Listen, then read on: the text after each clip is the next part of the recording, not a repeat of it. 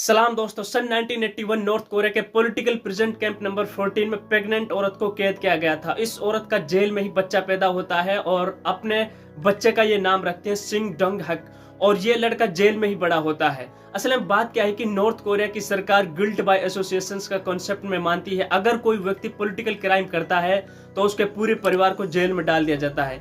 एक इंसान के किए की सजा 3 जनरेशन को भुगतनी पड़ती है, यानी कि अगर दादा ने कोई क्राइम किया है तो पोता भी जेल में जाएगा। इसलिए सिंग डंग बचपन से ही जेल में बड़ा हुआ, क्योंकि नॉर्थ कोरियन सरकार का मानना था कि उसका खून गंदा हो चुका है। जेल में उसका बचपन बहुत ही खराब हालातों में गुजरा। खाने में उसे थोड़ा सा मक्का का दलिया दिया जाता था। वो जिंदा रहने के लिए घास और चूहे खाता था। इस प्रिजन कैंप में करीब 20,000 कैदी थे और इस कैंप के रूल बड़े सिंपल थे। अगर आप भागने की कोशिश करोगे तो आपको सीधा गोली मार दिया जाएगा। अगर आप किसी दूसरे के भागने की बात सुनते हो और रिपोर्ट नहीं करते तो आपको भी मार दिया जाएगा।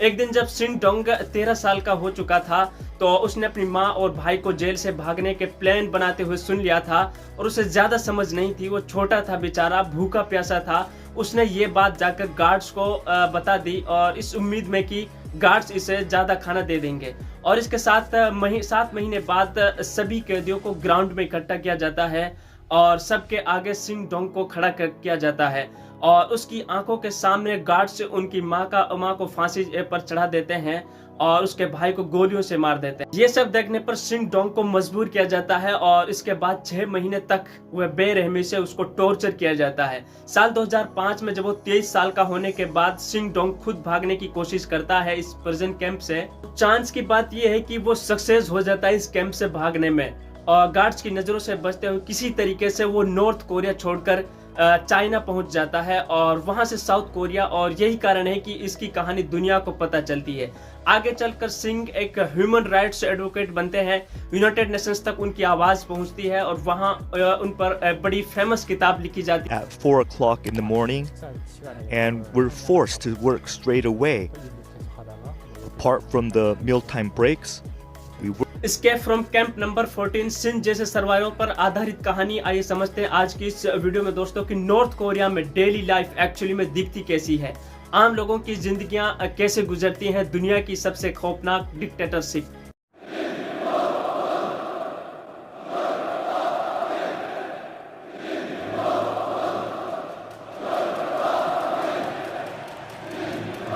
नॉर्थ कोरिया की पॉपुलेशन करीब 2.5 करोड़ के करीब है। अगर आप नक्शे पर देखोगे तो साउथ कोरिया के जस्ट ऊपर मौजूद है। इसके वेस्ट में चाइना का बड़ा देश। यही नक्शा रात के समय में सैटेलाइट इमेजरी के थ्रू देखोगे तो बड़ी ही अजीबोगरीब चीज आपको दिखाई देगी। चाइना और साउथ कोरिया रोशनी से जगमगाते हुए दिखते हैं, लेकिन यहाँ बीच में सिर्फ अंधेरा ही अंधेरा दिखाई देता है। यही democratic people's republic of Korea DPR के ये नॉर्थ कोरिया का ऑफिशियल नेम है। और इंटरेस्टिंग चीज देखो, इन्होंने अपने कंट्री के नाम में भी डेमोक्रेटिक डाल रखा है। इससे आपको पता चल जाना चाहिए कि अपने आप को डेमोक्रेटिक कहने से कोई अपने आप डेमोक्रेटिक नहीं बन जाता।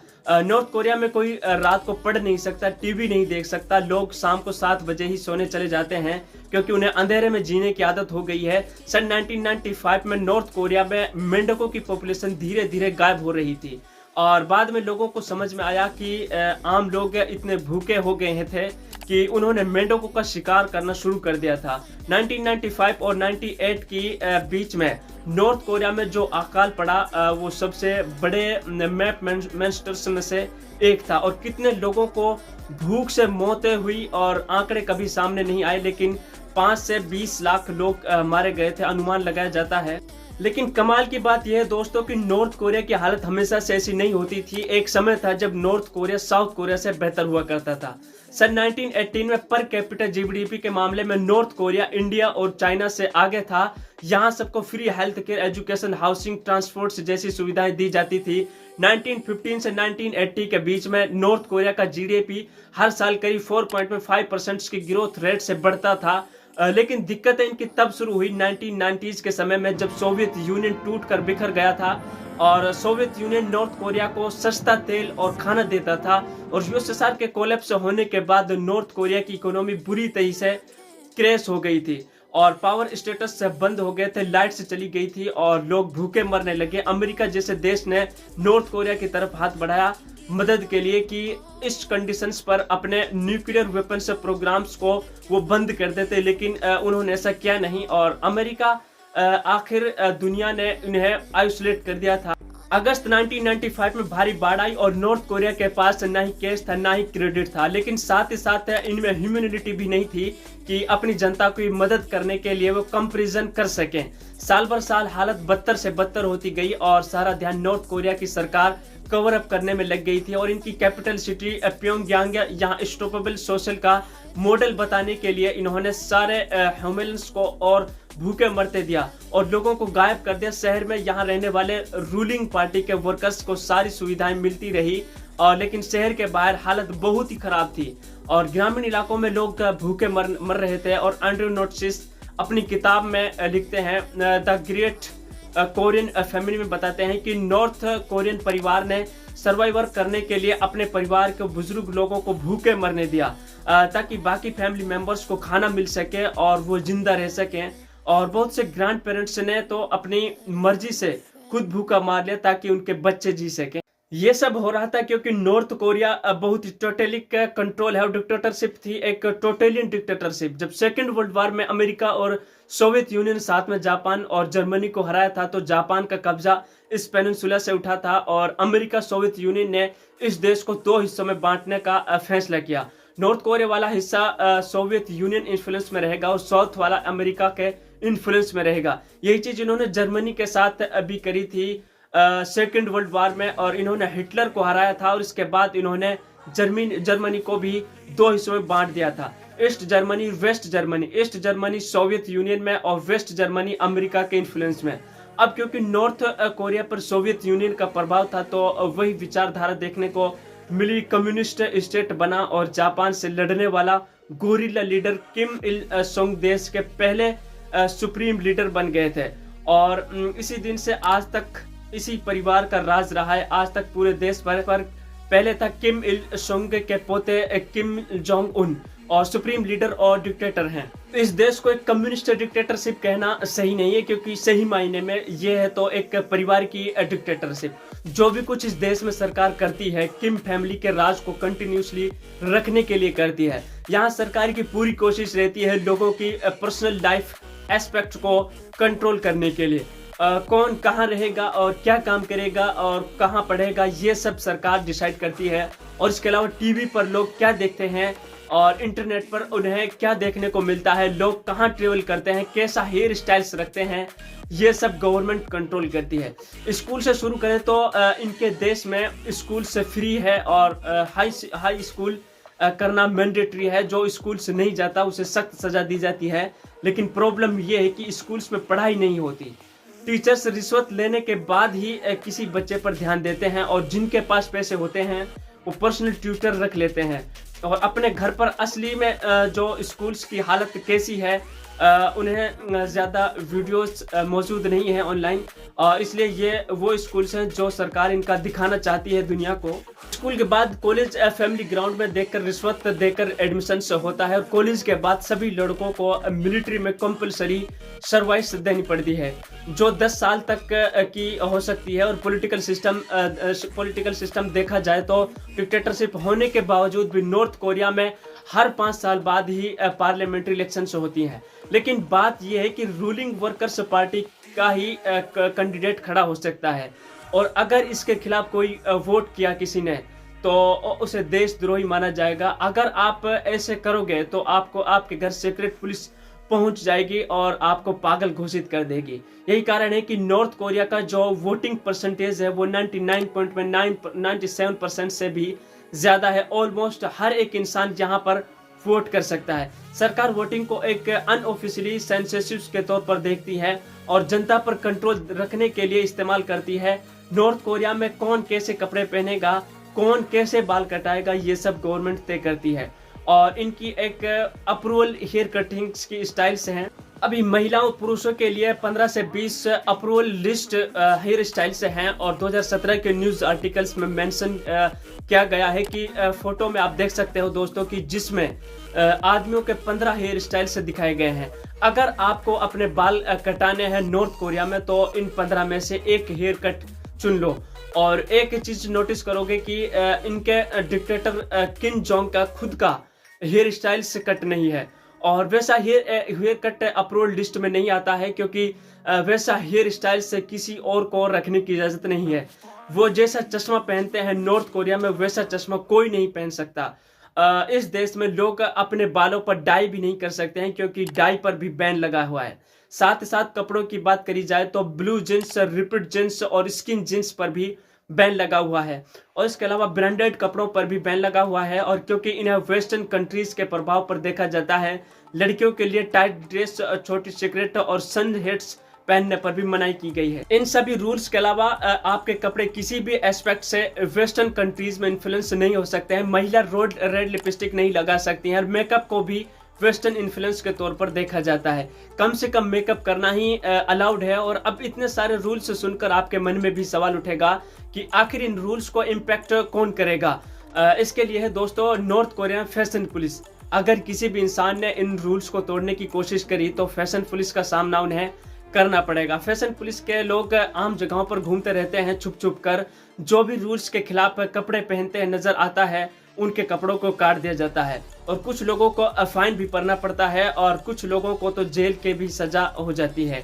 एक इंसान की ड्रेसिंग स्टाइल्स को लेकर आखिर सरकार इतना कंट्रोल क्यों करना चाहती है? इसके पीछे कारण दोस्तों की इनकी सरकार फैशन को एक कल्चरल के तौर पर देखती है, और उनका मानना है कि ये वेस्टर्न कैपिटलिस्ट लाइफ स्टाइल्स अगर इनके देश में घुस गया तो देश के लिए खतरा हो सकता। उन्हें इस बात का भी डर है कि अगर लोग विदेशी चीजों को पसंद करने लग गए तो अपने देश को पसंद करना बंद कर देंगे।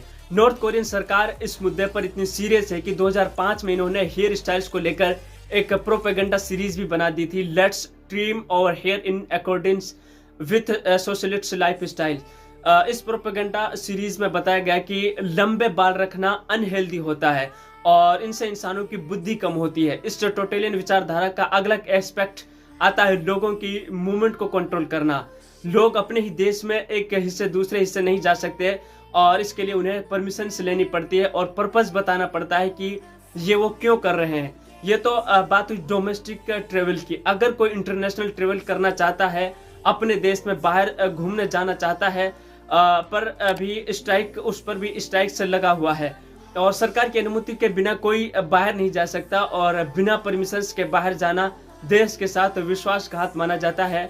ऐसा अगर कोई करेगा तो उसके पूरे परिवार की फोर्स लेबर और टॉर्चर से उम्र कैद तक और मौत तक की सजा हो सकती। जिन सिंग डोंग की कहानी मैंने शुरू में बताई थी, जानते हो कि उनका पूरा परिवार क्यों बंद था इस प्रिजन कैंप में? क्योंकि सिंग डोंग के अंकल साउथ कोरिया भाग गए थे, और इस बात के लिए पूरे परिवार को कई जनरेशंस को डाल रखा था इस प्रिजन कैंप में। इस बात पर भी इनकी सरकार इतनी सीरियस है कि कोविड-19 के बाद बॉर्डर गार्ड्स को देश छोड़ने या देश में घुसने की कोशिश कर रहे किसी भी इंसान की देखते ही गोली मार देने का आदेश था, और आदेश के बाद 14 लोगों की गोली मारकर हत्या कर दी गई थी। लेकिन इतने खतरे के बावजूद भी लोग देश से भागने की कोशिश कर रहे हैं। ज्यादातर लोग भागकर चीन जाते हैं, क्योंकि ट्रेन बॉर्डर से कनेक्शन उसी तरफ ज्यादा आसान है। लेकिन चाइना खुद ही एक डिक्टेटरशिप है, और चाइना की सरकार इन लोगों को वापस सौंप देती है। 2023 की इस खबर को देखिए, चाइना ने लगभग 500 लोगों को जबरदस्ती वापस नॉर्थ कोरिया भेज दिया था। और इंटरटेनमेंट की बात की जाए तो नॉर्थ कोरिया में कोई फॉरेन मूवीज रिलीज नहीं होती। टीवी और रेडियो पर सरकारी चैनल से ही आते हैं, जिन पर सरकार का प्रोपेगेंडा भर भर कर दिखाया जाता है। फॉरेन शोज और मूवीज देखना भी एक गंभीर अपराध है, पकड़े जाने पर एक सख्त सजा होती है। और 2022 की इस खबर को देख लीजिए कि एक साउथ कोरियन ड्रामा देखने और डिस्ट्रीब्यूट करने के लिए 2 टेंशन्स को 12 साल हार्ड लेबर की सजा सुनाई जाती है। इमेजिन करके देख सकते हो जो दोस्तों की छोटा बच्चा एक साउथ कोरियन ड्रामा या मूवीज देखना चाहता है और इस गुनाह के लिए उसे 12 साल जेल में डाल दिया जाए। 2022 की एक और खबर देखिए, जहां पर नॉर्थ कोरिया में फिल्म देखने और शेयर करने के लिए एक को तो सरेआम मौत के घाट उतार दिया था गोलियों से। लेकिन इसके बावजूद भी इंटरटेनमेंट की सख्त कमी है देश में, क्योंकि छुप छुप कर साउथ कोरियन ड्रामा को स्ट्रगल करने के यहाँ की लोकल मार्केट्स में ब्लैक में आपको साउथ कोरियन फिल्म मिल जाएगी। और पहले क्या होता था कि इनकी डीवीडीज मिलती थी, लोग पुराना चाइनीज डीवीडी खरीद कर लाते थे अपने घर में, और इन लोगों को पकड़ने के लिए सरकारी अथॉरिटीज रैंडमली बिजली काट देते थे। लाइट जाने का मतलब डीवीडी वहीं पर अटक जाती है और बाहर नहीं आ सकती है डीवीडी प्लेस से। तो इस दौरान अंधेरी रात में घुसते थे लोगों के घरों में और डीवीडी प्लेस से जबरदस्ती खोलकर देखते थे कि कौन सी डीवीडी प्लेस लगी हुई है। और टाइम के साथ साथ लेकिन लोगों ने यूएसबी डिस्ट्रिक्ट का इस्तेमाल कर दिया था और इन्हें छुपाना ज़्यादा आसान होता है। और ये विदेशी सीन और मूवीज देखते समय लोग अपने घर के सारी लाइट्स और खिड़कियों को भी बंद कर देते थे ताकि पड़ोसियों को भी ना दिख सके, और आवाज़ बहुत कम सोच करके देखते थे।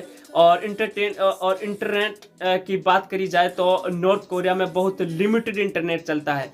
इसे चलाने के लिए भी सरकार की परमिशन लेनी पड़ती है, और परमिशन लेने के बाद भी एक लाइब्रेरियन 2 लोगों के पास बैठता है और नज़र देखता है कि आप क्या सर्च कर रहे हो और इंटरनेट पर। और हर 5 मिनट में कंप्यूटर को स्क्रीन फ्रीज हो जाती है और आगे इंटरनेट का इस्तेमाल करने के लिए लाइब्रेरियन को अपना फिंगर लगाना पड़ता है।